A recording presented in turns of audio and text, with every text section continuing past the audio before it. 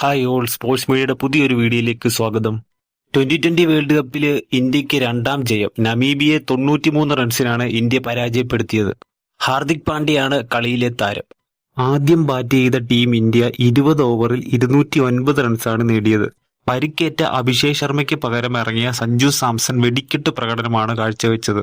8 പന്തിൽ 3 സിക്സും 1 ഫോറും ഉൾപ്പെടെ 275 സ്ട്രൈക്ക് റേറ്റിൽ 22 റൺസാണ് സഞ്ജു നേടിയത്. 24 പന്തിൽ 61 റൺസെടുത്ത് ഇഷൻ കിഷനും മികച്ച പ്രകടനമാണ് കാഴ്ചവെച്ചത്. 25 റൺസെടുത്ത് തിലക് വർമ്മയും 12 റൺസടിച്ച് സൂര്യകുമാർ യാദവും പുറത്തായപ്പോൾ 28 പന്തിൽ 52 റൺസ് നേടി ഹാർദിക് പാണ്ഡ്യ ആഞ്ഞടിക്കുകയായിരുന്നു. 16 പന്തിൽ 23 റൺസ് നേടി ശിവൻ ദുബെയും അവസാന നിമിഷം തിളങ്ങി.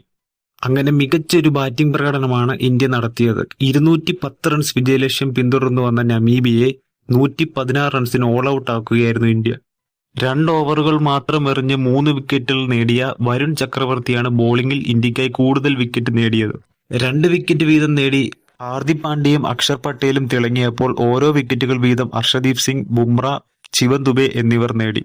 മികച്ചൊരു ബോളിംഗ് പ്രകടനമാണ് ഇന്ത്യ കാഴ്ചവെച്ചത്. ബോളിംഗിലും ബാറ്റിംഗിലും ഇന്ത്യൻ ആധിപത്യം തന്നെയായിരുന്നു കളിയിലുടനീളം കാണാൻ സാധിച്ചത്.